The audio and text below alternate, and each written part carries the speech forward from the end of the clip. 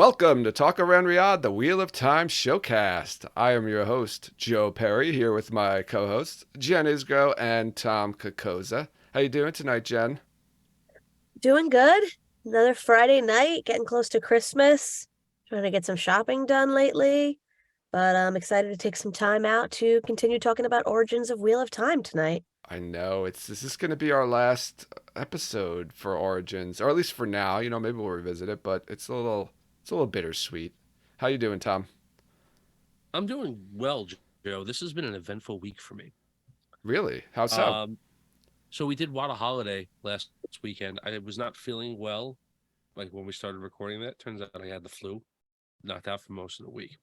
But the Mets signed about $800 quadrillion worth of baseball players in the last few days. That makes me very, very excited. Who are you most excited about? Aaron Judge, which everyone thought he might have been going to San Francisco. Selfishly, that makes us very excited.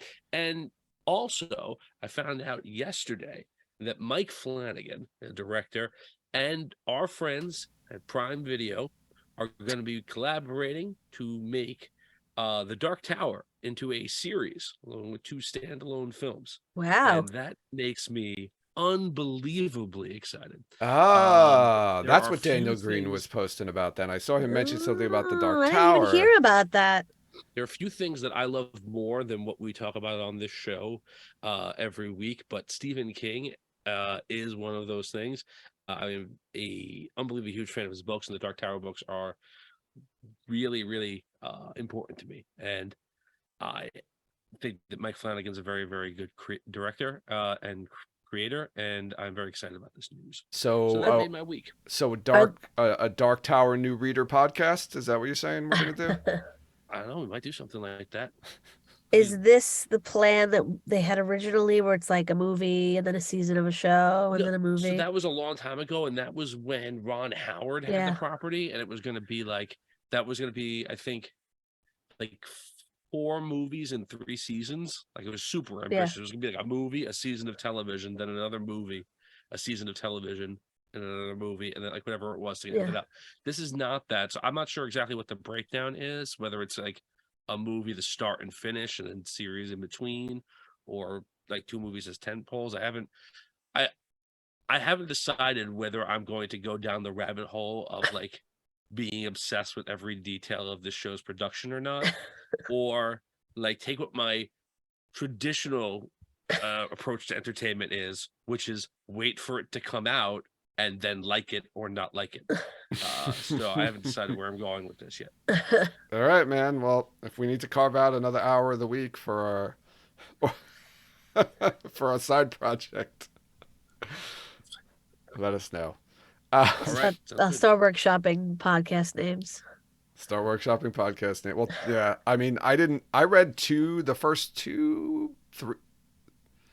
I read up to the drawing of the 3. That's the you gotta read them all. All right, so I read the first 2 books, so I could be our new reader, and I don't remember them. Like, I remember a little bit of them.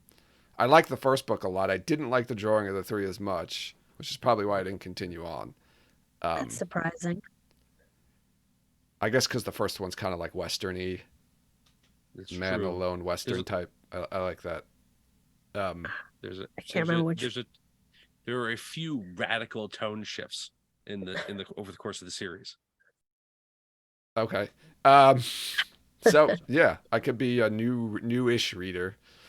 If anyone's doing Dark Tower podcasts, I could be or I could just watch the TV show and we could do episodes about the TV show and me barely knowing anything about the series. That's it. Yeah. So we got Brendan on, who's also read the whole series, and you guys can flip. And Vin and who else? I feel like there's a couple other people, right? We know who read the series. Yeah. I read it. No, I know you. I'm talking about other people besides the people here. I don't know. Maybe it's just Vinny. Did Dan read them? I don't think so. All right. Anyway. Sorry, guys. No, I forgot we were recording a podcast for a few minutes here. So let's move along into our Wheel of Time talk, because you know what time it is. It's time for another edition of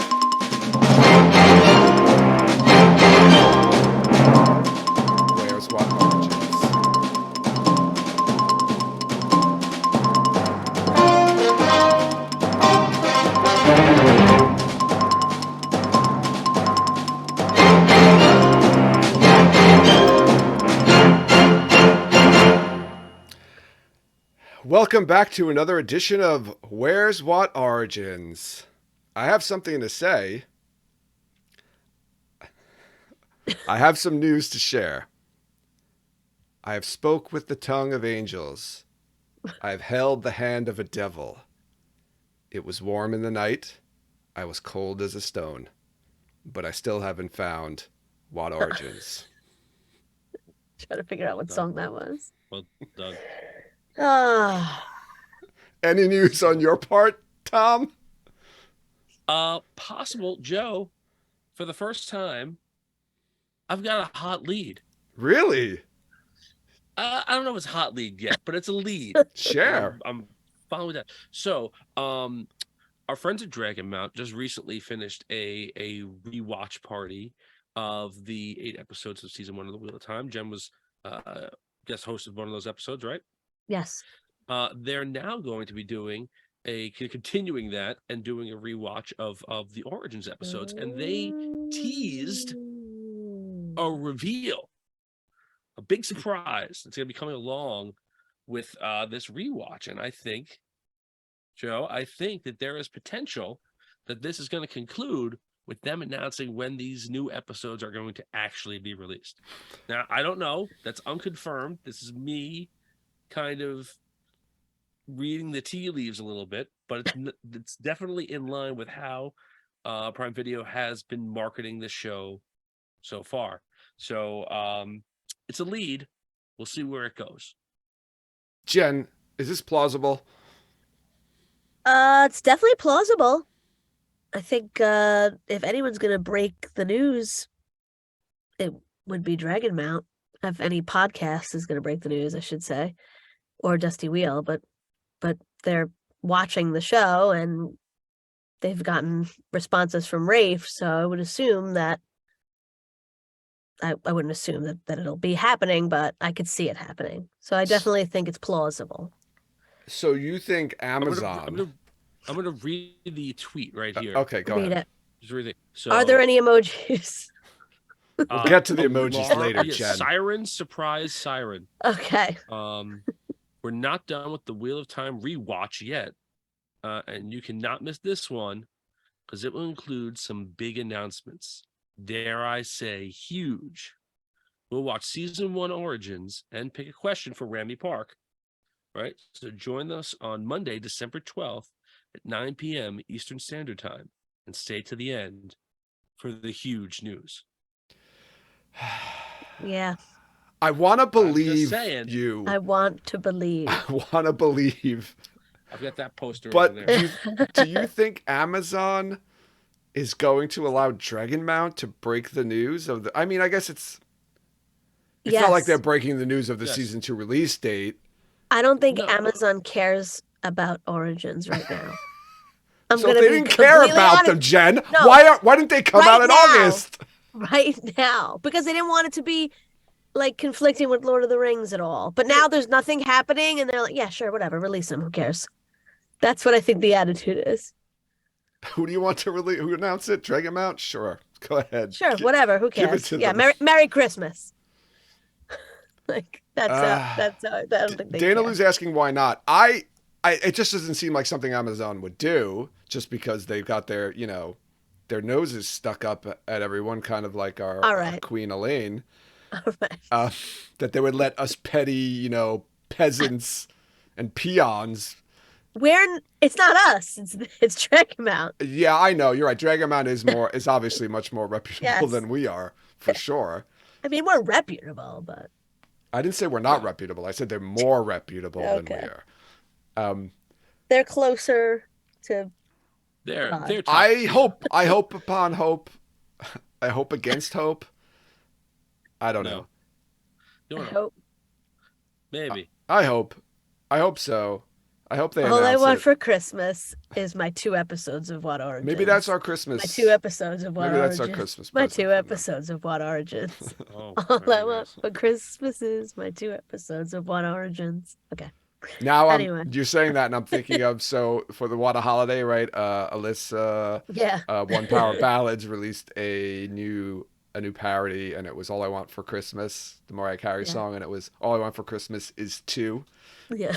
for season It 2. was great. Really, really good. Yeah. Really good. Go check that out. It was awesome. Yeah, it'd be great. I hope so. I mean, they're hyping it up as really big news, so it better be something really big, like here's the What Origins episodes. But you know what that means? That means no more Where's What Origins segment. So we'll have to retire the segment. Can we look for something We'll else? retire the music. I And if there is we're another gonna have to look segment for something else. that The replaces music's the best part of the show. no, it's going to be new music. If there's a new segment similar, it'd have to be new music. Gosh. We'd have to lay it to rest. Mm-hmm. I guess it is a good thing to not beat a joke to death, but that might be the favorite part of recording week after week. I picture myself in like an old timey press hat, like with the press like placard Yeah. thing in the band of the hat, but just kind of looking off like into the sky. Yeah. Tom, what have you heard about the new What Origins? Right, that's right. See? All right.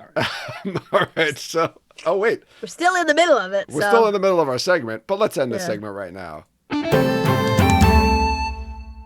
Perfect. I might miss that more than the intro.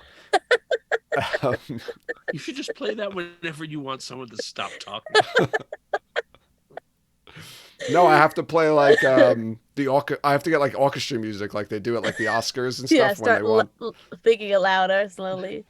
Either that or I'll get the Dave Chappelle clip, wrap it up. Wrap it I'll up. just play it going, wrap it up, bitch.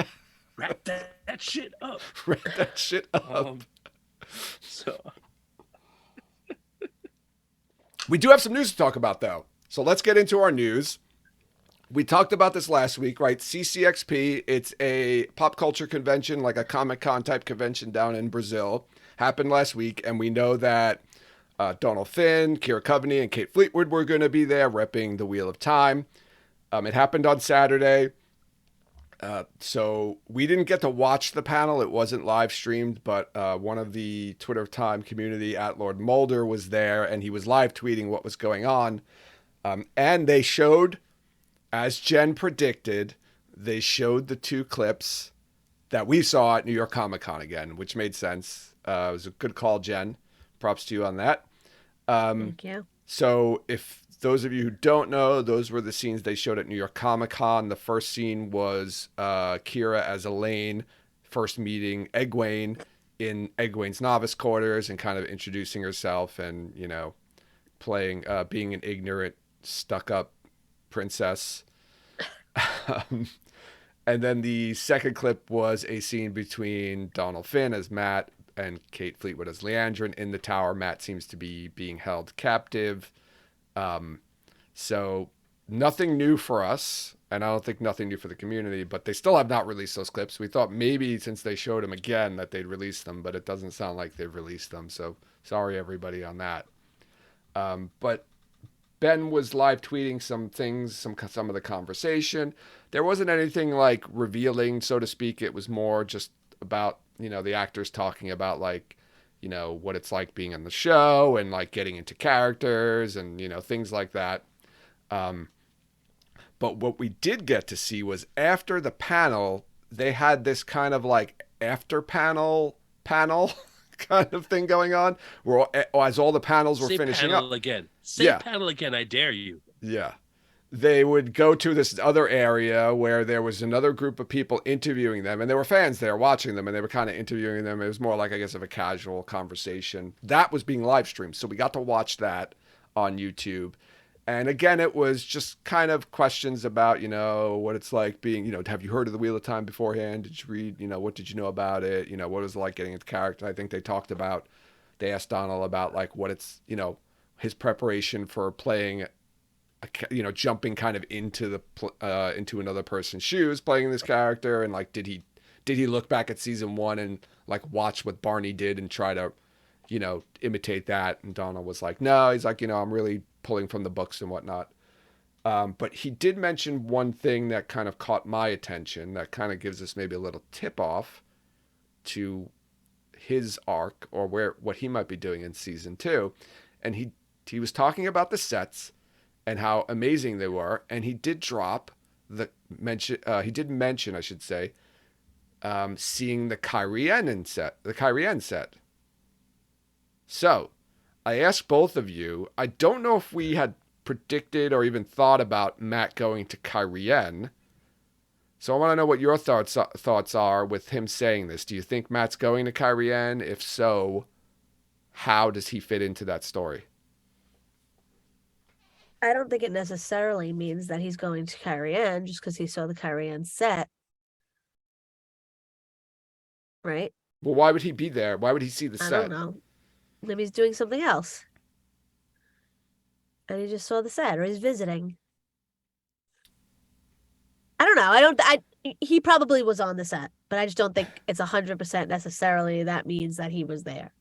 Well, didn't I don't remember if it was at this con when we saw it or was at Comic-Con where they talked about how all the characters are like split up, and or maybe it was Rosamund in an interview, I don't remember. Yeah. But there was somebody talking about how like all the characters split up now, so they're not seeing each other as much when they're filming, and they don't even know what they're doing, and then kind of like watching some of the footage, I guess the raw footage is like the first time that they're actually seeing some of those other sets and some of the things that the other characters are doing. So I was kind of getting the impression from all of that, and I wish I remembered exactly who said it and when. Um, my impressions from that was like does something to that effect in this in this. it was Kate Fleetwood saying it, right? Donald says it too. Oh, okay. So yeah. So yeah. to me, that's they wouldn't be kind of on each other's sets. Like if they're not going to be, if someone's not going to be in Kyrian or at the White Tower, they're not going to see that set. They're not going on that set. There's no reason for that person to even be there, especially if they're in like different locations, like different countries or different studios. So I think that's the unknown here for me, right? Is one the way the context of the conversation when this comment comes up, he's talking specifically about the set design, right? Mm-hmm. So to me, that it does imply seeing it in person, not seeing it on film, because he's talking about the intricacies of the sets and how like that's a thing that like kind of separates this. Is similar to the things that we heard comments in season one.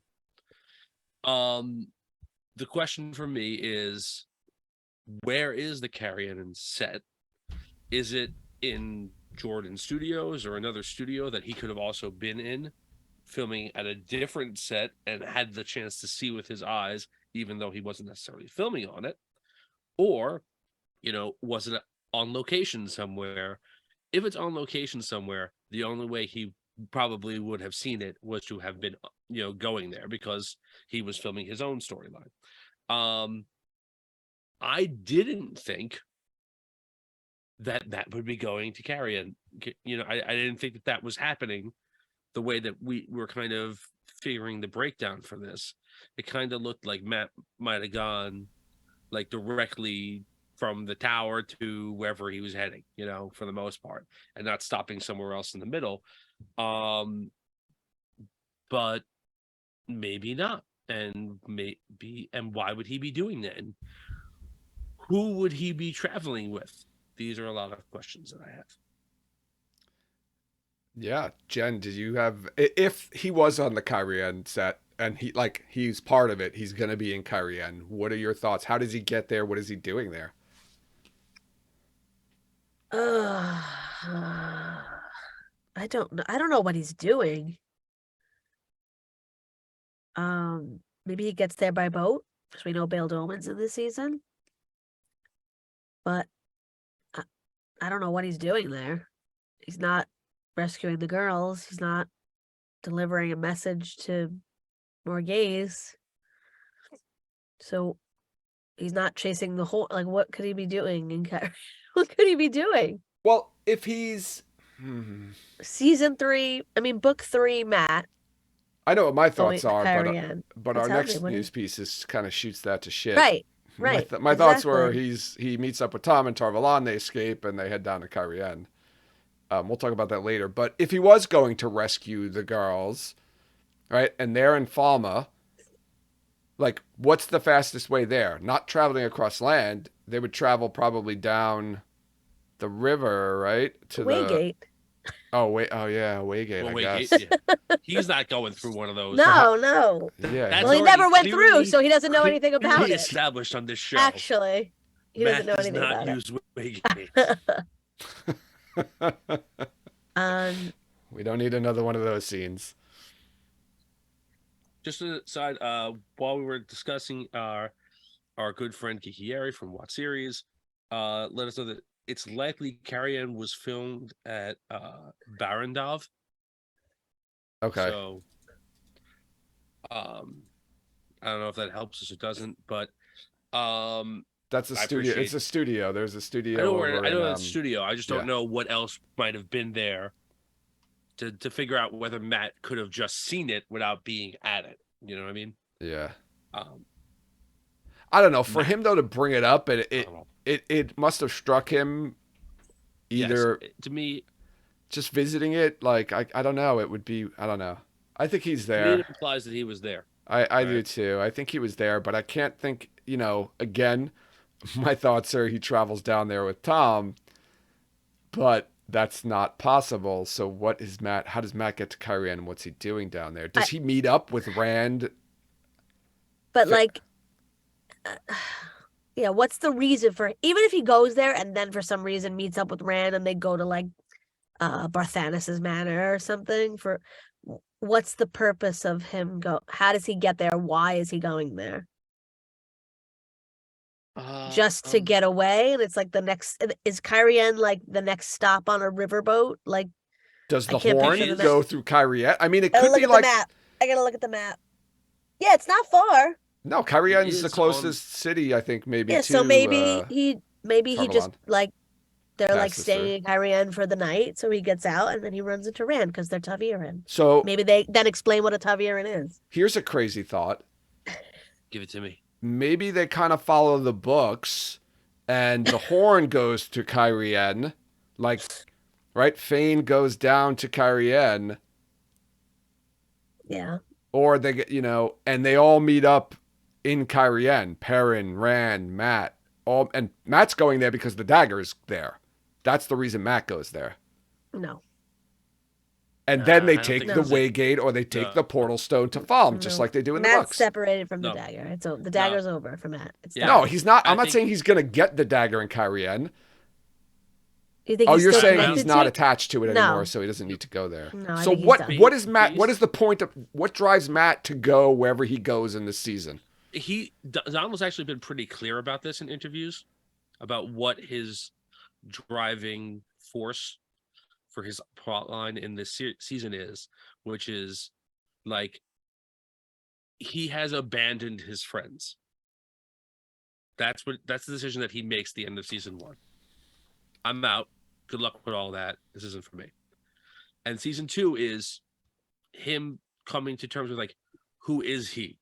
Is he the kind of person that like everyone told him he was, Yeah. that would do something like that? Or is he the kind of person who knows his friends are in trouble and will do something to help them? And that is the journey that's the emotional journey he takes in season 2. That is the reason why he leaves Tarvalon for whatever reason.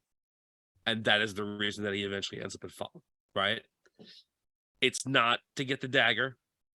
It's not like that's not it. It's him having the same choice to leave to do his own thing or to help and possibly put himself at risk, and him making the other choice. That's the storyline, right? So like, or that's the emotional stakes for him. Yeah, I could see So I that. don't think that. So like, I can see him leaving the tower for the same reason of like knowing the girls are in trouble. I've got to do something about it, and then getting wrapped up with Rand before he gets to that point. That's possible, right? That's how he gets out of there.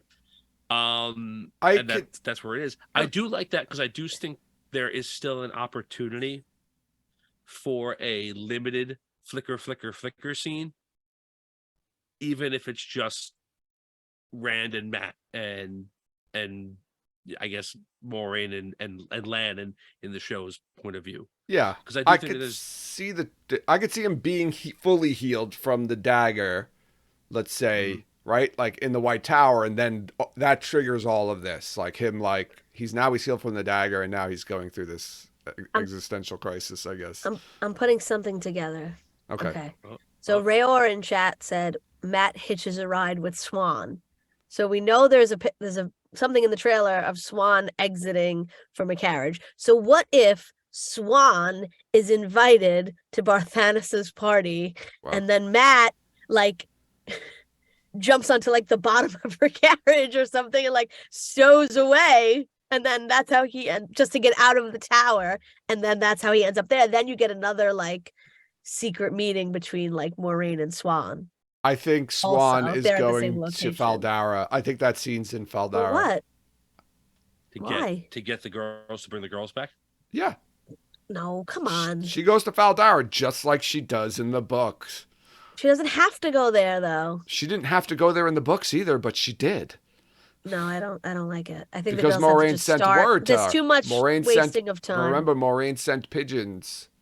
Right, but she can't go where Moraine is now. Moraine's She banished. doesn't have to say Moraine sent a pigeon. She could say, there's word from, the word from Faldar that Trollocs attacked and whatever happened, we need to go there to see whatever her.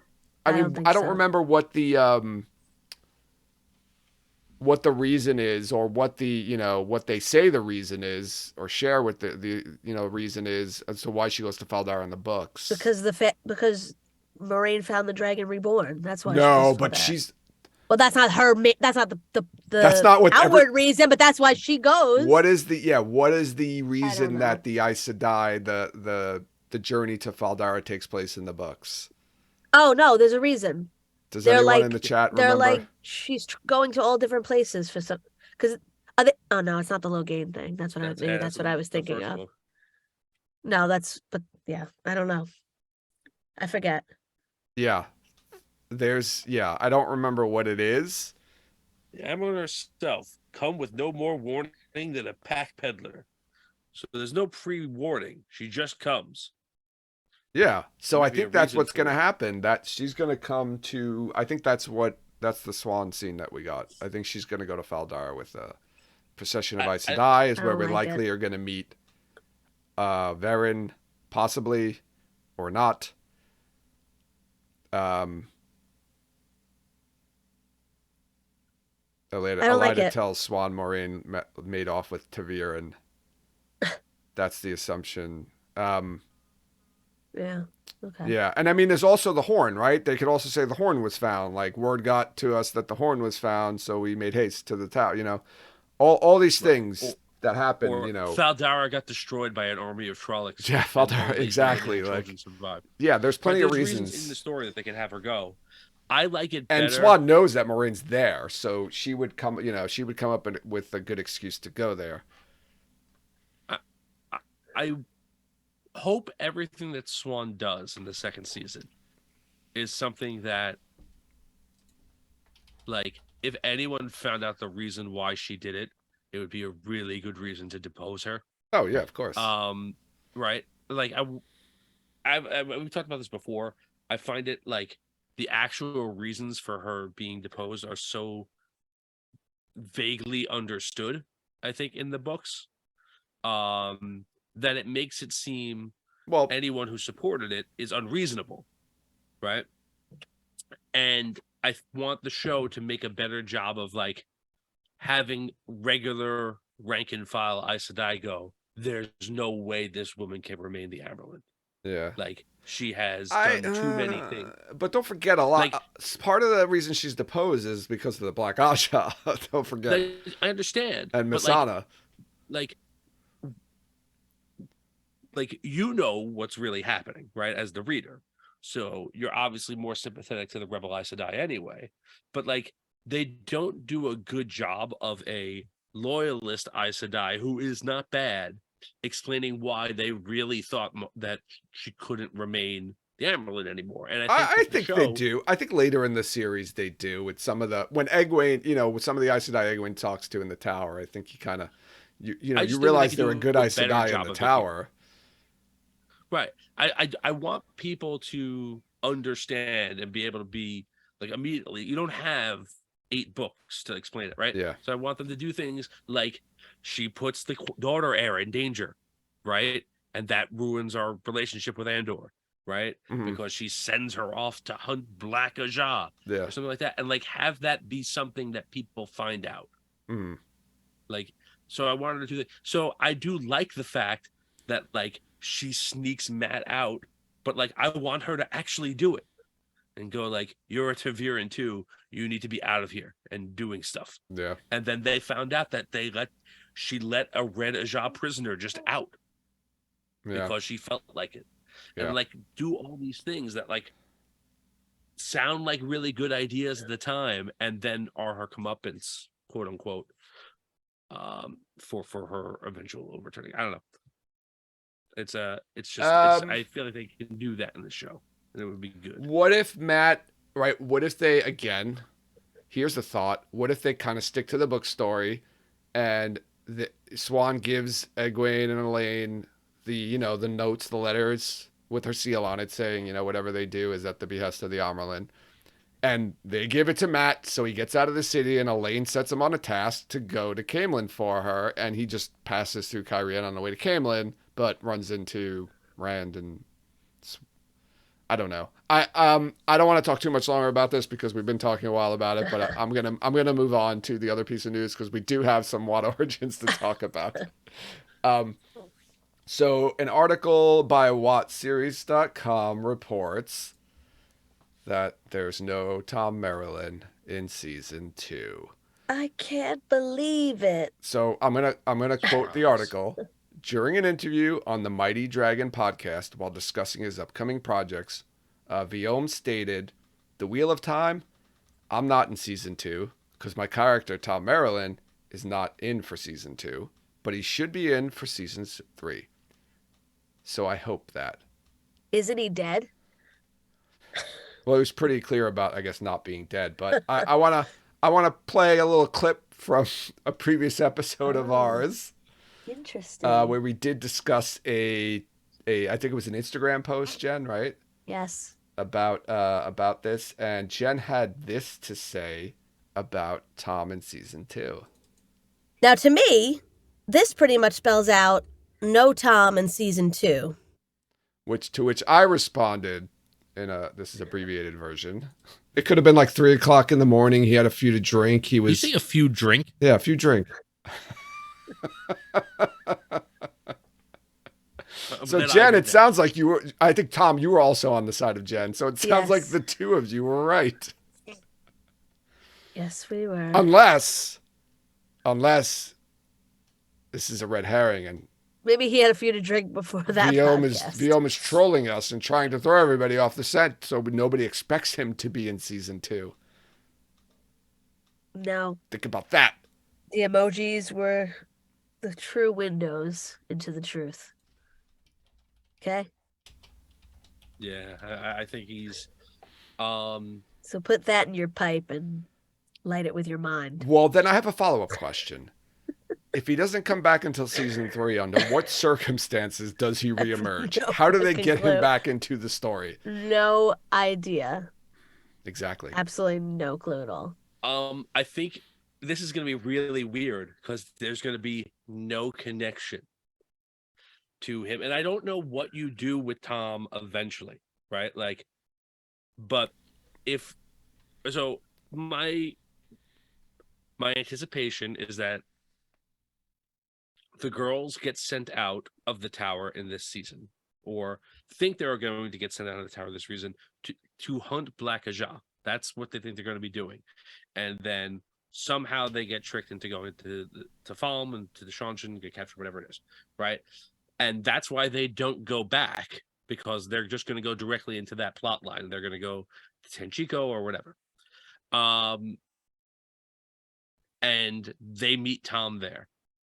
And maybe their connection is because Tom knows Elaine and there's no connection with Rand, and they don't even whatever, but you just pick it up from there. And that's how he connects into the story again. That's pretty weak. Tom and Matt, I don't know when they meet or like when they meet back up or whatever.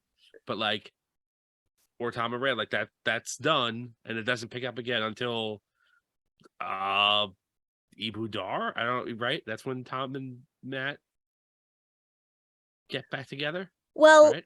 what All if the Wind that storyline. Yeah, I think so. What if they do meet him and then the girls kind of bring up like Rand is the Dragon Reborn now?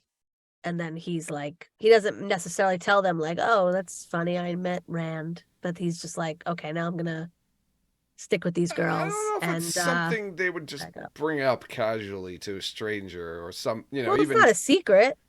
He's already. I mean, if we're in book 4 Oh, storyline, I say he's you know what I already mean? Yeah, declared. He's already declared yeah, himself as the Dragon Reborn. That's yeah. true. Right.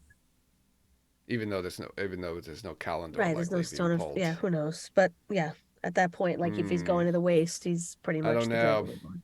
And do you think? All Yeah. right. So we know he's got his new TV show, 1899. Do you think that they wanted to put him in season 2 and they just couldn't because he was busy, or do you think it was the intentions all along to hold him off until season 3? I don't know. I don't know. I think that they would have liked to have him in season 2. I think it fits in much better in season 2. It's much easier to get him in. It's much smoother. It's more And seamless of a transition. It's it just loses the beginning of the Matt and Tom relationship, right? That like gets developed in the later books, Especially because Um, Tom's down on his luck when they reunite, right? right. But and then you also lose the awesome part that Tom just starts the Civil War in Carrion because he murders a king. Yeah, Um, you miss all because that stuff, which is great. he had his Um, he had his girlfriend killed. but like if like he just meets up with if instead of meeting up with Matt randomly, he meets up with the girls randomly. Like it's not you can pick it up from there. I'm just like, okay, Elaine, I remember you when you were a child. I'm going to stick with you and make sure you don't get hurt, and that's it. I think we might just have to start accepting the possibility that Tom's not going to be that big of a character on the show. Yeah. Okay, I want to ask. I want to move on to What Origins, but I have one question to ask. Just because I'm at the end. I'm almost just about done with Towers of Midnight. Obviously there's a pivotal, important part that happens at the end of Towers of Midnight. With the Tower of Genji, and Tom is an integral part of that. Are you But saying? if they don't do the Maureen Tom relationship, quotations for those of you who are listening, does he need to be there? Well, I know there's a lot of talk about people thinking that Swan dies much earlier in the show. Well, Maureen and Tom haven't even met. Yeah, And Uh, probably there's not going to won't. be a But Maureen they might Tom. not There even would have been meet a if he's in perfect the place. Tanchico. It would have been so perfect, right? Matt and Tom go to Kyrian, meet Moraine and Lan and Rand, and that's there's Yeah, the they've connection there. like there's no Th- chance of them meeting if he that goes to if he's in Tanchico and then they're in the waste and like when. So nobody likes it anyway. It's stupid. Doesn't make yeah really make that much was trash. Well, sense. that's something they could improve upon though in the show. Like one of those things that Jordan kind of didn't do so well that they could have made better in the TV show. Like we say, Like by cutting it. Yeah, Because and this kind of goes back to What Origins, which we could talk about if we want to talk about Tom. There's like a reason why he put them together, I yeah, think, beyond what's happening in the story. And I think that was like just a thing in his head because he wanted to bring these two people into one, yeah, but it's not necessary. yeah. You're right. I don't want to go into Especially with Tom the way he is now. I don't But want to talk about how they rewrite the Tower Genji scene without Tom, but you know, just I it don't think you doesn't need to do that. I just think that you change the motivations for it. I think I mean, it's it could far still more go likely and that not be Noel is not a character on the show at all, and there's a different third person who goes in. Well, they did talk about Jane Farstrider. They did, but like Noel as a character is just really like he's really, great really, though he's like an expositionist though. He's there. he He fills is, in and it is really explains a cool lot when of he things. shows up at the end. At the end. But like, Oh yeah, he's a hero of the Horn. yeah, but You hear about this Travels of Jane the Forest Trader as a book that everybody knows, like this character of legend, and to find out that that all happened like 20 years ago is like bananas. It's like I grew up reading your stories. Yeah, they just came out when you were born. Like It it just happened. it All just happened happened. within the last Yeah. 30 or Right, right, 40, right. 40 years or so, right? Yeah. Like yeah, like the Jane. I just it doesn't jive well for me. And like I don't know, like hanging out with like a really old man who's like a secretly surprising adventure dude. Like it just doesn't. I don't know. All right. Let's we've been talking for about 40 minutes or so, and we haven't even 50 got into minutes. our main topic. 50 minutes or so. Let's go. Let's wrap this up, right? We're gonna talk about the last bit of the glossary of Origins of the Wheel of Time, letters N through Z. So sorry we don't have any guests, but you'll just have to. We started it with just the three of us. We're gonna finish it with just the three of us. That's right. That's like just like a wheel turning, Yeah. coming full circle. Circular, coming full circle. The Feel circle the is flow, happy. complete. Um, so let's start it up. Does anyone want to start it off, or shall I? All right, I'll You can start it Great. off. I'm going to start it off with none other than Narg. Okay. All right. So I did. This was interesting because I did not know this, and I never made the connection. But this is pulled from the Lord of the Rings, and I was like, Narg. I don't remember Narg in Lord of the Rings because it says here in the book a word that literally has. I'm sorry, that has literally dark meanings in Tolkien's Lord of the Rings. And I was like, okay, I don't remember Narg. So I went and I looked this up. And there are apparently a lot of words, or not a lot, but there's a few different words in Lord of the Rings that have Narg in it. So one of the things I think I noticed was Nargoth, which is a Sindarin word, which I believe is Elvish, for fire Yes. halls. And this was a watch fortress in Mordor on the southwestern part of blah, blah, blah, that watched the gap leading into Gorgoroth, as well as the roads going around it. And if I remember, Gorgoroth is just another name for Mount Doom. Am I correct in that? I believe so, but I'm not 100%. I think Gorgoroth is Mount Doom. Um, oh, it's a plateau. It stood at the heart of the Darklands of Mordor. Okay, so it's a plateau. And then there's Nargol Pass, which is a small pass in Mordor at the source of the river flowing northward into the Sea of Nurin. So apparently that's where Narg comes from. He just took it from some words in Lord of the Rings, all having to do with Mordor and in that area. So a connotation of evil for sure. Yeah. All right. All right. Who wants to go next? I'll go. Let's just do what we all came here for. Nakomi. Everyone just flipped immediately to this page. I'm not gonna lie, I did that too. Yeah. Well, once I got to the letters, I went there and then I went backwards. But I'll just read a little bit of it. Among the materials Jordan left behind at his passing was a single line of instruction about a mysterious character who would appear to Rand al'Thor as he left Shire Ghul. So in quotes it says, "An unknown woman says to Rand, 'Yes, that's good. That's what you need to do.' She hurries off." So wait, let's That's it. That's all. Let's stop there. That's all he put. You're Brandon Sanderson, and you come across this note. What is your first thought, Tom? An unknown woman says to Rand, "Yes, that's good. That's what you need to do." She hurries off. Okay. So my first thought is, what the heck? Then honestly, I think what I would probably do is go, all right, what major characters appear in this series late that Rand has never met?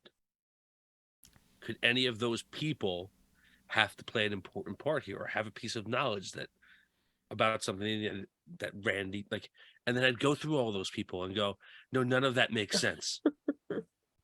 And I go, what am I supposed to do with this? I don't know if I would have come up with his solution. Yeah, do you want to, Jen, do you want to continue on reading? Yeah, I don't want to read the whole thing. Basically, he says the team had no idea who this was and had no idea why Jordan had chosen to write what he had, but I found it an intriguing seed. So then he says, I decided this woman was the creator's version of Shaidar Haran, something Jordan had explained a little in the notes. A vessel, kind of an avatar, but not quite. Shaidar Haran for the Dark One, Nakomi for the creator. Her birth is Jen Aiel, and providing the vessel who was the counterpart to Shaidar Haran was part of their purpose, lore, and identity. I never thought of Shaidar Haran as being like a vessel for the Dark One. I thought he was just like the top guy, like not nameless, but like his like lackey, like his like second in command. I kind of likened him to the mouth of Sauron, right? He was just kind of Right, like but a there's messenger, like the voice, like he was yeah, just a messenger. but I never thought there was like a part of Sauron like inside of him. I thought he was just like a creature. I don't know. I just never read it like that. No, I kind of got the impression that like the Dark One created him. Yes. Like it was like I almost like a think construct. Like a golem. Like a golem, yeah. Yeah. He's bigger than a regular Murdral, right? Yes, Yes. he's much bigger than Okay. regular murder. So I always pictured him as like a construct that the Dark One created and kind of just does his bidding and is like a messenger, a voice for him. That's how I always pictured Shadaharan. Mhm. But how do you I'm feel trying to about think. I this? definitely pictured him. Like, I don't know if I pictured him. I didn't picture him like, I don't know, like Jesus to God, where he had like part of God inside him or whatever. I didn't picture No. him as like, but he does split open at the end to like and have the Dark One's essence like come out of him, right? But I So mean, I guess apparently I that was the case, that like but he isn't really the did true have power part. isn't the true power of the Dark One's essence? Couldn't we just been explained that he was created with the true power?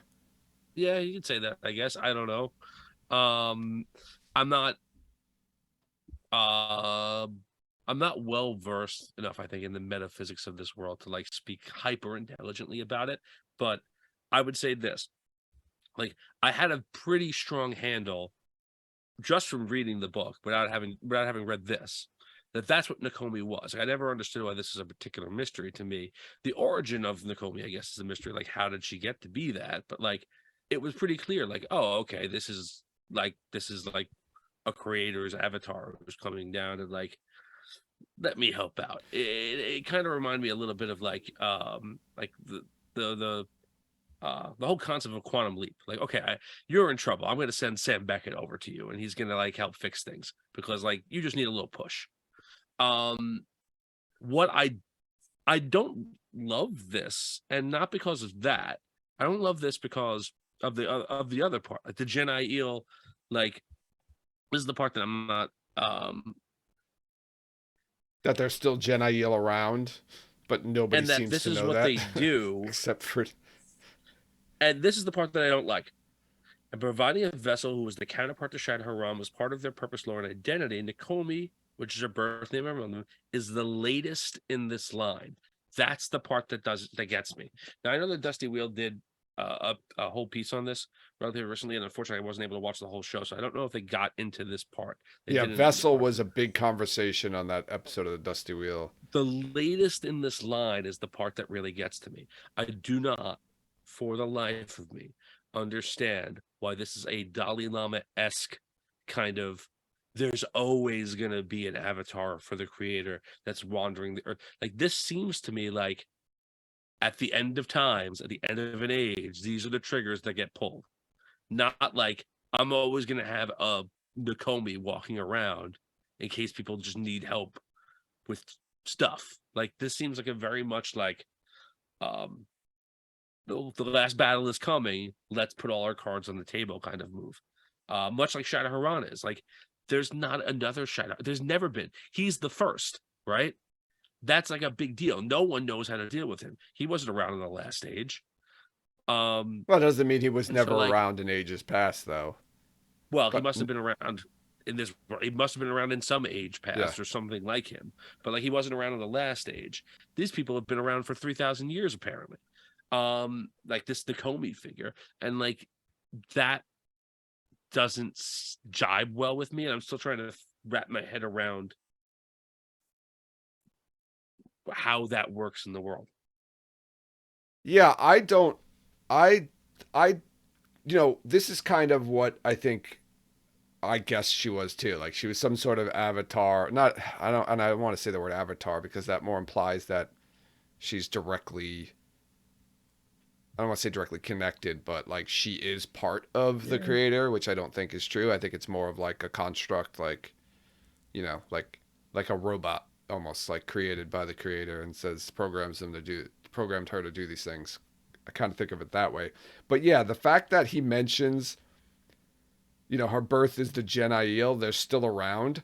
Nobody knows nobody's mentioned that the Gen Aiel are still around, and where the fuck are the Gen Aiel hiding that nobody's mentioned them or even knows about it, or it's come up before.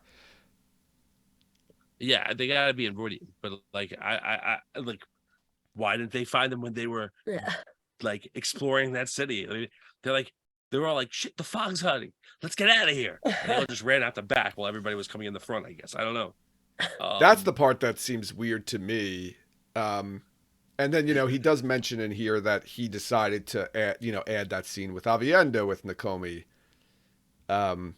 which was an interesting scene. I just actually had recently passed that in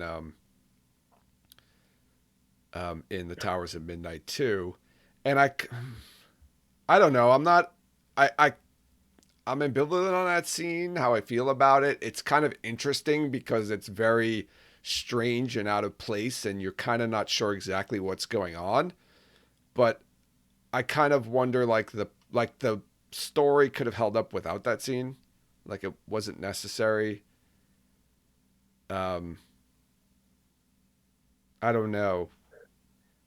I don't know, Jen. Do you have any feelings about this? Like, what did you feel when you first read this? What were your feelings? Were you excited? Was it like yes? Yeah, I Or... mean, I didn't really know. I didn't really have an idea of what she was, but it made sense to me that she's, from the creator. But yeah, I don't know about like what Tom's saying, like they've been avatars or whatever for the creator throughout time, or Yeah, throughout the ages. Yeah, just kind of that seems watching and weird. waiting. And Yeah. I know it came up in that Dusty Wheel episode.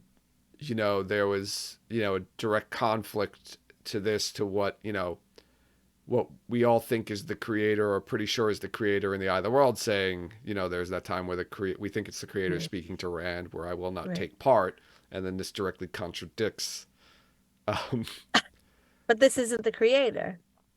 But if she's a vessel of the creator, or a kind of avatar. So I can't. Can you summarize what she does? Because I can't remember. In the books. Yeah, I know she talks to Avienda when she's like. She has a conversation with Avienda just about the Aiel, right? I'm trying to remember now because I also listen to these books while I'm commuting to and from work, so sometimes I doze off in the middle of it. And then what does she do for Rand? She okay, I don't remember exactly because I haven't gotten up to there, but I'm just pretty sure she just does what it says here. Like she kind of just appears and says some words of encouragement. This is what you need to do. Yeah. Like after it's over, she says it. As he leaves, it's after he's already defeated the Dark One. But he's taking out the Moradin too. Okay. And he's like, yeah. Oh, like switch. Yeah, like what your idea. You got the right idea, buddy. Okay. Get the body that works. Some words of encouragement or something. Yes, that's good. Yeah, she basically in the conversation with Avienda, she causes Avienda to say, "Hey, let me go back through the crystal columns to see the future of the Aiel." No. She meets Avienda before she goes in, even the first time. She meets Avienda on her way to Ririan. She plants the idea in her head about like making Avienda think to do that. Oh, okay. That's like the little push that she gives. So she doesn't really do anything for Rand, except helping Avienda help Rand. The only thing I could think of, like my one argument that I could make against, in the eye of the world, the creator says I cannot intervene. And then Nakomi, like, wait, that's the creator directly intervening, is if it's a situation where the creator created her, but she has free will. So he's not controlling her. So he just creates her and then she has her own free will to do what she wants. So he's technically not intervening because it's not like he's telling her to do these things or forcing her or, directing her to do these things. But she can like travel. I want to say teleport, but I have no idea. Like she it seems like she's like existing in Tel'aran'rhiod and in the real world at the same time almost. Okay. But I think that she does have free will, definitely. And if memory serves, so does Shida Haran, right? Isn't there parts where he's like, I want to break free of Shayol Ghul, and then he has to like go back to recharge or whatever. So like he's not just there. I got a yes. I think that's for me. So like I think that that's something for both of them, and I think that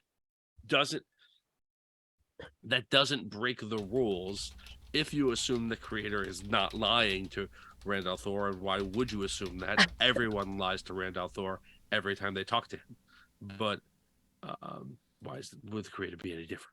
I mean, yeah, if he thought that the creator could intervene. It says, I will take no part. Sorry, I know Dana's saying in chat that the creator doesn't say I can't intervene.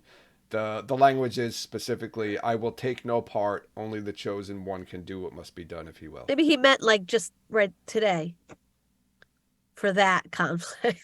No, but what I'm saying is if Nakomi is a construct and he gave the construct free will, then then the creator is not intervening. It's just the construct itself is intervening, which has its own free will to do what it wants to do. It's not a construct. It's a position for life that you're born into, right? I kind of like the way I read it is it's a Dalai Lama.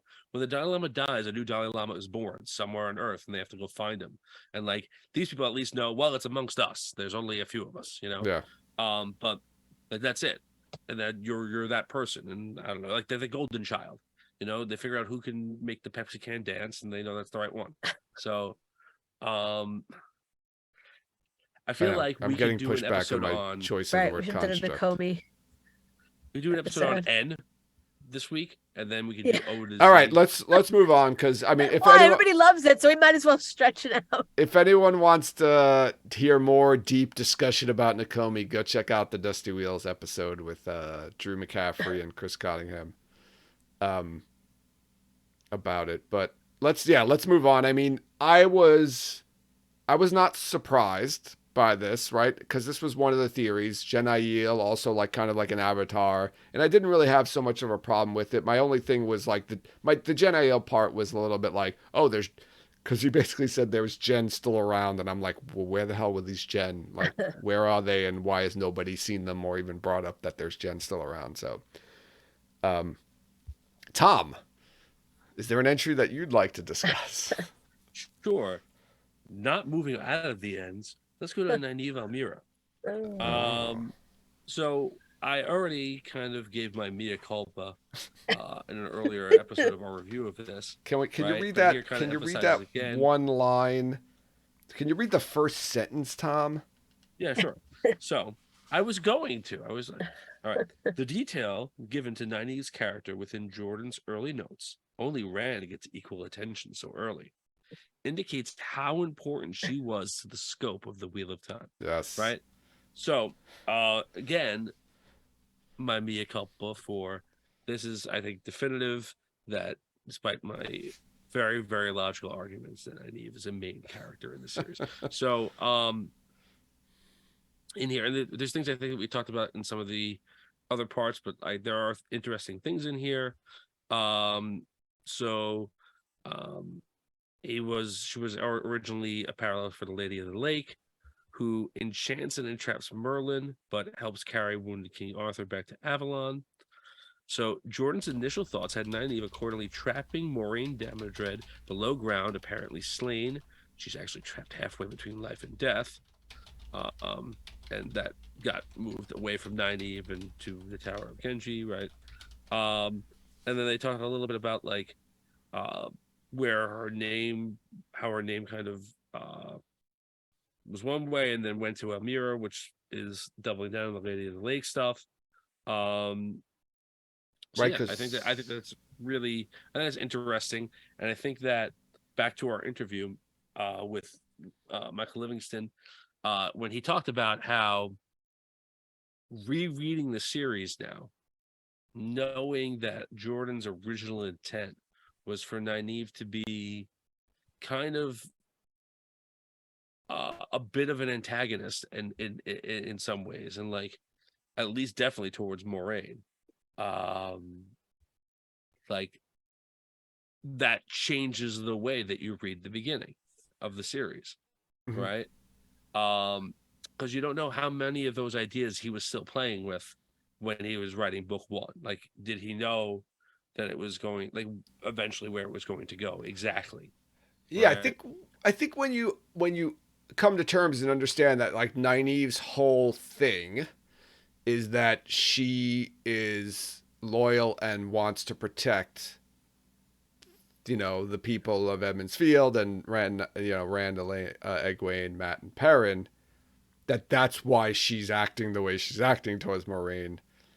You kind of get that through this, you know, as the series progresses. That's why she's such a bitch to Moraine, because she's that friend. She's that friend who doesn't care doesn't care who the other person is, but if they're not nice to you, she doesn't know anything about you, but she'll be a bitch to that person just because she's your friend. Yeah, no, I, Like, I I don't know dig who you that. are. I don't know if you could have cured cancer, but you were mean to my friend, so I'm going to be a bitch to you. Yeah, but and I agree. I think I love that analogy. I just think that like there's like there's possibly another layer to it that gets taken out Yeah. eventually in that first book, where like they're they're seeding in that first book, like say, hey, if I want to make a turn with Nynaeve and turn her into an antagonist, I can do that with what I've set up here. Mm-hmm. Before, obviously, that doesn't happen, Yeah. and I think it's interesting. Yeah. And I I think like that's what he was referring to. I like the change of the last name too, because the last name was originally what was it, Bilal Bio. Bayal. Bayal, and he changed it to Almira, which was derived from the English word mir, meaning lake, which more, you know, which was closer to Lady of the Lake. Almira is so Nynaeve of the Lake, matching the Right. Lady of the Lake, which I know she's not a Lady of the Lake character, but Jordan originally kind of intended her that way, but then changed his mind. But he kept the name, I guess, because she's not. I mean, she somewhat fulfills that part, right? Because isn't in the Arthurian legend she was one of the people, right? Was she one of the people who brought Arthur to Avalon? Who Yes. brought him Yes. back wounded? So she's I mean she's there at the end with Rand, bringing him back and uh, you know, with him at Shire Ghul. So she kind of fulfills that part of it. Rare in chat indicates she does end up the Lady of the Seven Lakes Oh, at the that's end of is it Seven Lakes? I thought it was Seven the Towers. Lord of the Seven Lakes and Lady of the Seven Lakes, right? I thought this is Seven Towers in Malkir. Oh, I don't remember. Am I wrong? Is there Seven Towers and Seven Lakes? There's Yeah, many lakes. it's Maybe it should be towers, bro. lakes, and I just put the seven in there too. It's the Seven Towers of Melkir. It's the towers. All right. Well, Um, sorry, we're both wrong together. all Or right, I'm gonna I'm jump wrong. ahead to just like a fun entry, and I love that there's so much information about this because it doesn't really. It's just like I feel like it's more of just Jordan having fun and more interesting to him. Is the pipes entry, right? Um, it's fun because there's such a long note that Livingston put in here about the pipes and so much information about the pipes and how, what they are and the different kinds of pipes that I thought it was interesting. So I'm just going to read the excerpt about the pipes. This is directly from Jordan's notes. In the villages, a pipe of fired clay or more so stone is expensive and will only be had by the more relatively well-to-do. All others all others smoke pipes carved of wood. Some worked quite fancifully. Stone pipes are sometimes carved as well. Stone pipes and clay pipes usually have long stems, but wooden pipes sometimes are short. It's a lot of information about pipes for his story. Then he has a breakdown. There's a day pipe. Then there's an even pipe. Pipe smoking is considered a male habit. The women who do it are so few as to occasion comment. I don't remember. Do we meet a female pipe smoker in the series? I don't remember. Yeah, and then he talks about pipe leaf is grown in every village, and it's one of the trade items brought by the yearly grain traders and others. There are a number of strains of pipe leaf, just as there are different kinds of tobacco. And then he, makes the mention of the, Rand lighting the pipe at the end. But I just thought this was fun that there was so much information about pipes. That's the level of detail Jordan was into, especially about pipes. Right. There we go. Jen, you wanna go? Sure. So I wanted to say something about Swan. Ooh. But it's not in here. I actually just thought of something. Something else that wasn't mentioned. So I was thinking about how Swan's obsessed with, fish. And I wonder if that's like equating to Saint Peter, the first pope, who was a fisherman, because she's not the first Amerlin, but she's the first one we see. She's the Amerlin at the beginning of the story, and we can kind of equate that to like the Vatican, the White Tower to the Vatican. Did we bring that up in one of the prior episodes? I don't remember. If we did, I don't remember it. I don't remember if we talked about it, but I remember making note of that, right? Because like the shoes of the fisherman is like a moniker that they talk about with the Pope, and she. Oh, really? Yeah, that's that's the whole thing. There's a book called The Shoes of the Fisherman. I remember having to read it in school. I don't remember if I actually read it. But that's like a moniker that's tied to the Pope, and they talk about the Amerlin seat being similar to the the Pope.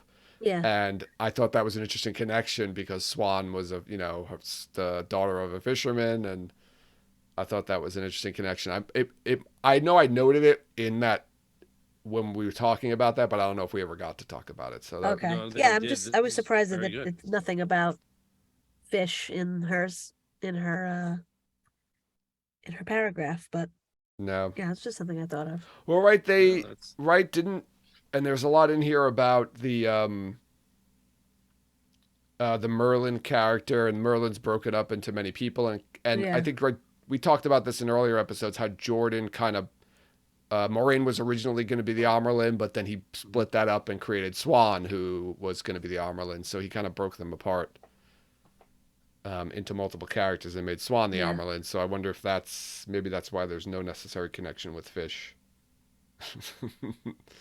Right. Tom, you got something there? All right, I'll do a quick hit one just because I think it's interesting. Rodel Iturralde. Oh, yes, nice. I had him listed. Yeah, I came. Pardon me. I came of a military commander. He owes much to Rodrigo Diaz de Vivar, the Spanish hero known as El Cid, a nickname shared with Jordan's alma mater, the Citadel. Both men are renowned warriors and leaders of men, considered fair-minded, loyal, and strong. So now, the next time I read the series, I would picturing Rodel Iturralde as Spanish. Who played him? Who played El Cid in the movie? What's his name? I just lost it. Oh, I didn't. Lost it. I didn't see the movie. NRA. What's that? The rifle out of my cold dead hands. Charlton Heston. Okay. Oh, was Charlton? Oh, this was back in the day when white people played everybody. Right? Yes, this was back in the day when like white people played Spanish people. Yes. Although I have to say, to be fair, he was Spain Spanish, which are white people. Spanish. Those are white people. Yeah. So it's not like a South American or something like that. Yeah. Yes, he wasn't. Yes. So there you go. That's my thing. I thought that was cool. I didn't know that was the inspiration for him. but that's a character I really like. So I did I also noted this one, and I did a little bit of research on El Cid, Rodrigo. Um, and he was, he's Spanish commander in medieval Spain, known for his military prowess. But what I thought was interesting that they mentioned was he served both the Christians and the Muslims. So he fought for both sides at some point in his career, which kind of made me think about how Iturralde, he fights. Obviously, he's from Aradoman and he fights for the Domani, but then he winds up going to Saldea and helping the Saldeans out and fighting with the Saldeans. So I thought that was kind of a little bit of an additional parallel of the characters. all right, I like. Yeah. I also like how you said Saldea. Oh, that's how they say it in the audiobook. I know. Very, very prominent Saldea, which kind of drives me nuts. And the fact that I said it means I've been brainwashed. It's in there, man. By You're Michael sleeping Kramer and it's Kate just Redding. going into your brain while you're sleeping. Yeah, I've been brainwashed by Michael and Kate. Be worse. All right, let's jump to, since we're right there, let's go up one entry and talk a little bit about Ruidian. Or Ruidian. So, right, this was a city built by the Genail. And I like the connection, right? So this is something I didn't know, right? It housed a number of powerful objects preserved for the Aes Sedai, right? We know that the Genail brought all this Tirangriel and Angriel and whatnot, as well as the sacred tree Avendesora. Ruidian has a name that echoes Irish Peridian, which refers to the residents of fairies, similar to the IOC, which is kind of where the Aes Sedai comes from, or part of where the Aes Sedai comes from, which I thought was interesting. That I never picked up on. And then it also includes the word ruin in there, kind of putting that in there because the city's in ruins. But what I also thought was more interesting was the parallel, right? Because we talked about the Aiel being reminiscent of the tribes of Israel, right? The 12 tribes. And there's the 13th tribe of Israel, the Levi, who are the ones who administer the temple and stay in Jerusalem. Just like the Gen are the ones who kind of stay in Ruidian, and those are the ones who are responsible for Ruidian.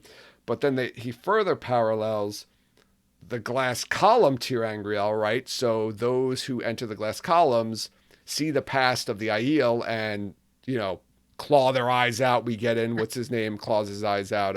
Muradin, who's Couladin's brother, claws his eyes out. People who are unworthy or whatnot die or, while they're in there, which is very similar to some of the legends of the Ark of the Covenant, which is in the Temple of Jerusalem, where we see, obviously popularized by the Raiders of the Lost Ark when it's opened, that, those unworthy will die.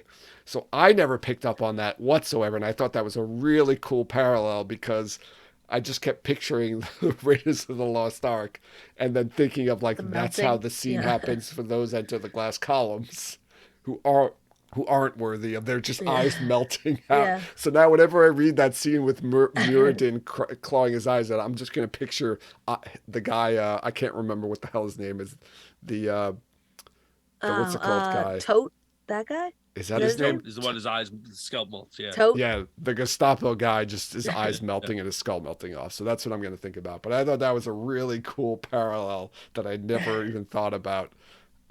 So bravo to Jordan and bravo to Levinson for putting that one together.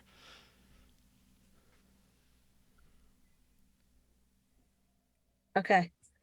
I didn't have this written down, but I want to just touch on Tom since we were talking about it earlier. If I can find him. Hold on. I skipped him. Just talking about the Tom Moraine thing. Jordan essentially split Mallory's Merlin into pieces, and the two most prominent of them are Moraine Damodred and Tom. Their union at the end of the Wheel of Time is thus a microcosm of what has happened in the course of the series. It brings the male and female halves of Merlin together, just as the two sides of magic once split can now be united. How cool was that? But I like that. When you think of it like that, it's cool, but in like the course of the story, it wasn't like fleshed out enough to I agree. Yeah. So like you and like, oh, that's why he did it. But like in their lives, it just didn't make any sense. It's almost like this. That's what he originally intended when he did it. He's like, okay, I'm going to split them up, and then it's all going to come back together at the end. But he kind of forgot about it during the Yeah. story and forgot to She's a to very beautiful to woman. put She's that a in what does he there. call her? A very impressive woman Formidable. or something. Like it's very so like But I thought that was so cool, yeah. like how bringing the two parts of Merlin back together as the male and female halves of the source are brought together. Would it be The, cooler if the male half of Merlin could also channel? Oh, so well, you're thinking maybe they Tom kind could of. channel? Well, I mean, Tom's No, nephew I could don't know. channel, so you got that kind of connection. I think it's. I think it's interesting to take the magic of Merlin and the other parts of Merlin, and that's how you separate them. I think that's fine. Oh, okay. I see what you're Um, saying. but I think it doesn't. The romance doesn't work for like two main reasons. One, because Tom, when you first meet him, is like described as so old. He's too old to be in a romantic relationship, right? And then they try and de-age him in the series, but you've already established him as like he's so old, his bushy But eyebrows and you're his long so white But he hair. was old. he Like was Morghase's lover, who we suspect Morghese is about the same age as Moraine, I understand, maybe a but couple of I'm years saying like older. from a reader's point of view, he's like a grandpa in the first book, Yeah, right? he's just Two, prematurely white. yeah, but like they backtrack and they're like, oh, he's probably like really only in his 50s, but like he's old. He's old, like But how old is Moraine? She's 40. 40 That's it. ish. Yeah, Yeah, she's 20 years. She became Aes Sedai at the age of 20, and she's been searching for Rand for 20 years. yeah. So like, um, And I think and Morghese then I is think the other maybe a thing is that little like bit there's older, no maybe like a couple of years older, but not I'm much. trying to She's think probably her of. early 40s. there's hints when you reread it from Tom's point of view that like he thinks more of Moraine than you first realize. But there really aren't that many hints from Moraine's point of view at all, from points of view Yeah, or from like I feel like interactions Moraine that has she thinks no about him that way. time. She has no time for no time that. for love, Right. In Dr. this, Jones. right in the book, like in the show, it's fine. She's got the relationship with Swan. Like that makes Yeah. sense I because they think have it's the history. But right at that moment, like she's not looking for that at all. Well, now you've got your third part of Merlin, the Amerlin, right? Swan is a part of Merlin, so now Maybe you've they'll got be like a thruple. yeah, so you've got all three parts, right? You have the relationship between Swan and Moraine, and you have the relationship between Moraine and Tom, and now you've got Merlin all coming together. I really think that there's no Yeah. Tom Moraine is a non-starter on this It show. says Moraine, Swan was split off from Moraine, so Yeah, it makes sense in like right? maybe he would have done something like that had it been now that he was writing it, you know? yeah. Um, Mayhem just wrote Liam Neeson is 70. Yeah, but Liam Like Neeson 70's now is not that set. old, not that old Yeah, anymore. no, but but when was the last time you I'm saw Liam also Neeson in a movie? I don't know. 5 or 6 years Phantom ago. Menace. No. look. I'm not saying it's that. Oh, he was I'm in not saying it's Obi-Wan. old. I'm saying 20-year-old Tom or whatever, And however old you were when you Baby first read the Moraine, is that what books. you're saying? 20-year-old Tom and Baby Moraine, possibly? If he's like 60, if he's like 20 years older than her, Yeah, he's even that, 60 but at like the. he doesn't appear that like he's described. Yes, he's very spry, but that's surprise because he looks really freaking old that He's he a can do man, though. It backflips. doesn't Is matter it how just old a because his man white hair, is. though? Is he As just. long as Is Yeah, it just just because. because Is he's he got just long white hair and prematurely bushy white? eyebrows Is that what we're and is talking super about? grumpy. Oh, he's got the long bushy eyebrows, which is Yeah, typical and old he's man very thing. grumpy. That's why he seems very old. men can be as old as Yes, it will allow them to.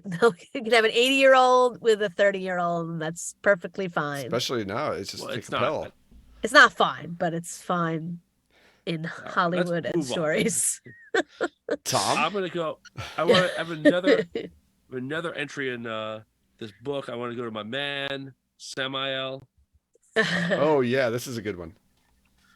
In Jewish literature, Samael is among the most complex of the angel of death, the accuser of God's enemies. Christian literature can take this even further, branding him a fallen angel, perhaps even a stand-in for Satan himself. Within the wheel of time, Samael may also echo Napoleon. May? Yes. Really? All right. Anyway, both are remarkable generals, and both are perceived to be sensitive about their height relative to other men and what it says about their power. Furthermore, when he re-enters the world, he does so as Lord Brandavillian. Spoiler alert. Napoleon's imperial emblem was a bee, an How alien cool was symbol. that? I didn't know that. Yep.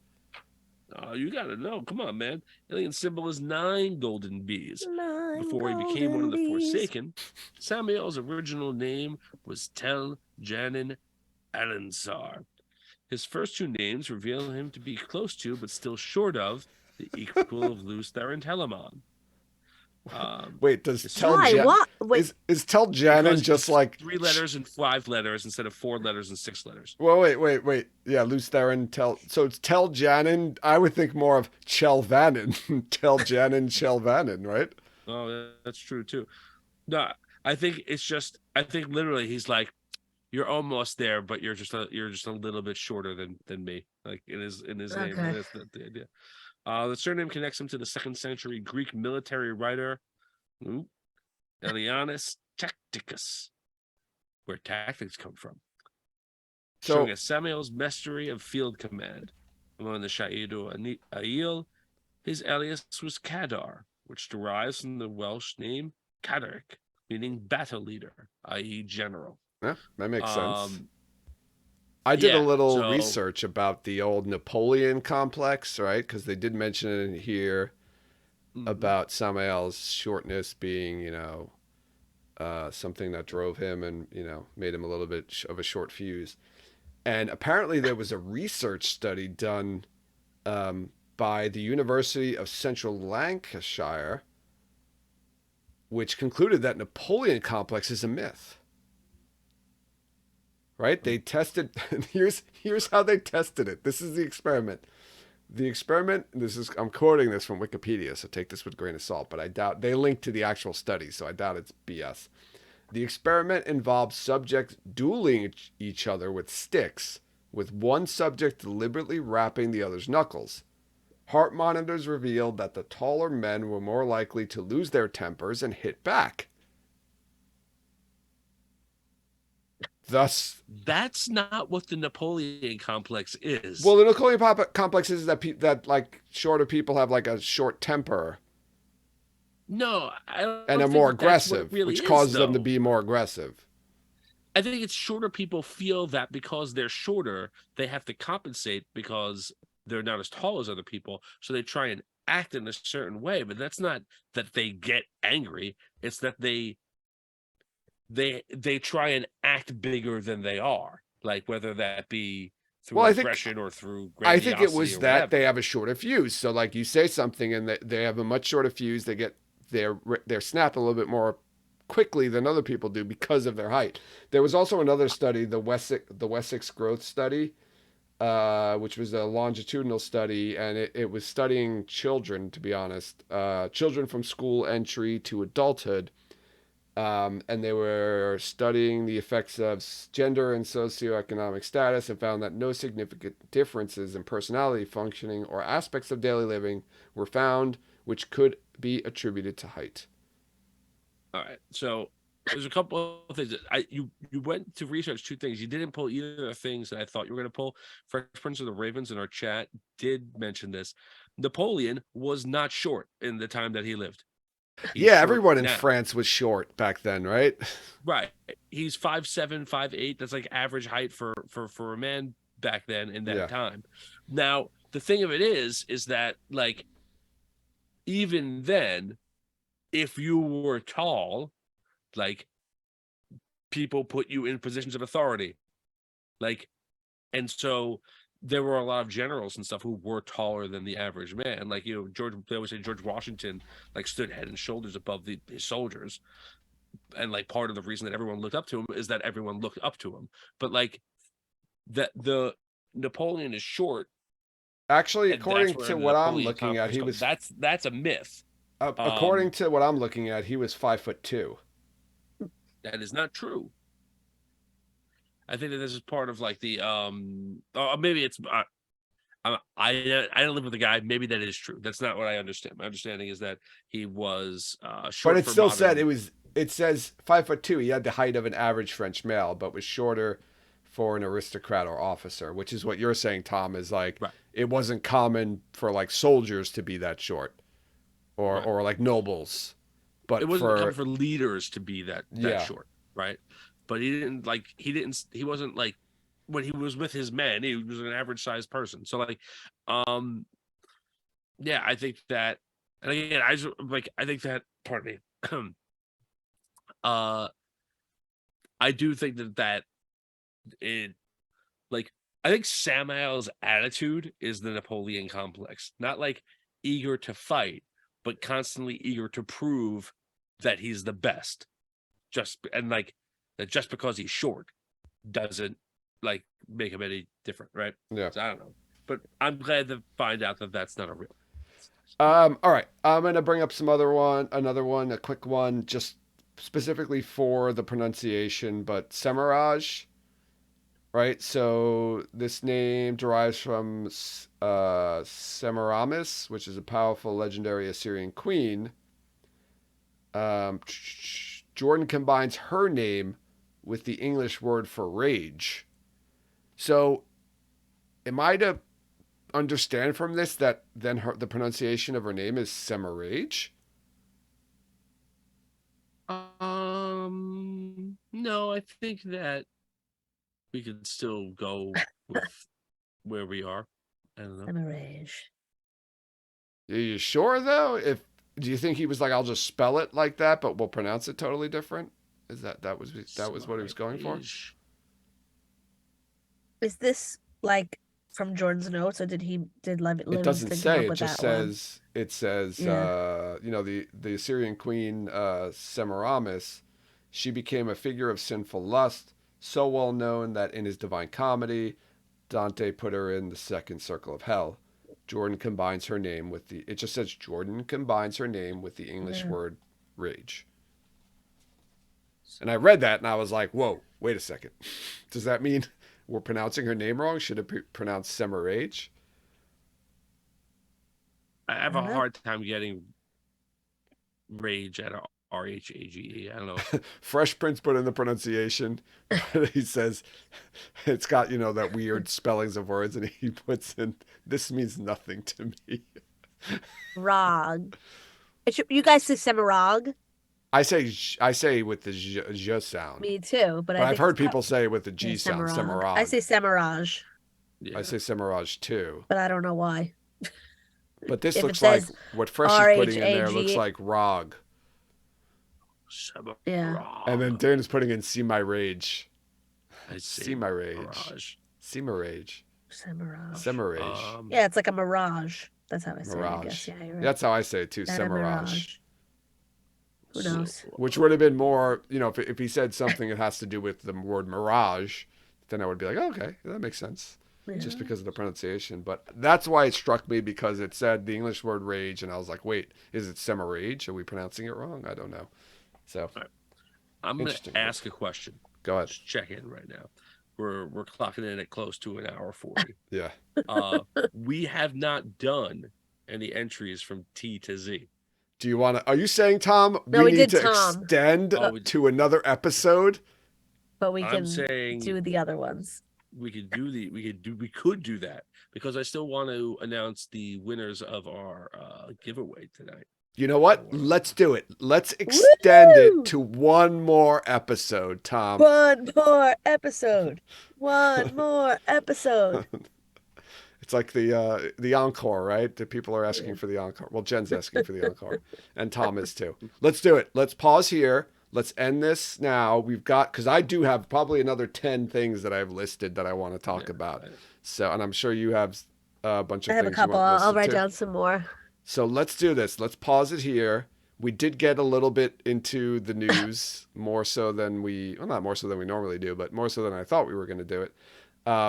So let's pause it here. Let's extend this for one more episode. Let's wrap it up here. Tom, you want to do the giveaway of the What Origins that was sponsored by Tor Books. They were so gracious enough to offer 2 books, 2 copies of Origins of the Wheel of Time for us to give away. Tom, take it away. Sure. So, thank you to all of the people who've entered and guessed correctly. We made reference to the actual correct answer earlier in tonight's show, when we were talking a little bit about what was Jordan's original plan for Nynaeve. Joe asked, "What can you tell us about that?" And Michael Livingston responded, "It's in the book," which I think is a great way to say, come on, guys, I want people to buy it, which I like that. So anyway, we're going to randomly draw 2 of these people. We'll contact you afterwards to get mailing information from you. And our 2 people are Brother Zachariah Ooh. and Mup. All right, Mup. Go Mup. Woo! Congratulations. All right, so Brother Zachariah, Mup, congratulations.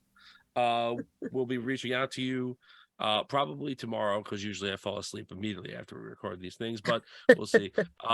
You could reach out to us in the same manner that you did, and provide us your mailing address, and we will get those books to you. Now, we put this in the giveaway information itself. This is only available to people who live in North America. If any of these 2 entrants happen to actually not live in North America, we will select somebody else out of the correct answers and give it to them instead. All right. We'll give you a consolation prize of some sort. I think that we will do that. Yeah. All right. Thank you, Tom. Thank you those who answered the question correctly, which I think everybody answered the question correctly, which is good. I don't think anyone's ever answered any of these questions incorrectly, which I'm surprised, because if I was a person and I just wanted to enter the contest with no effort at all, I would just send some sort of bizarre answer. So, which kind of would be entertaining to talk about in an episode. So, but thank you for entering and answering the question and listening to the interview. So, I want to remind everyone you can follow us on social media. Follow us on Twitter, Instagram, and Facebook, and also Mastodon. Join us over in Discord to continue the conversation there. Rate and review us wherever you listen to podcasts, and check out our merchandise and Patreon pages to support us that way. Links to all the aforementioned information is included in the end notes to this in the show notes to this episode. I was thinking of the end notes to the Origins of the Wheel of Time, actually, when I said that. Any last words, Jen, Tom? No, I'm good this week. One more Origins of the Wheel of Time episode, everyone. Thanks, everyone. Thanks, everyone, for listening, and you'll hear us next time.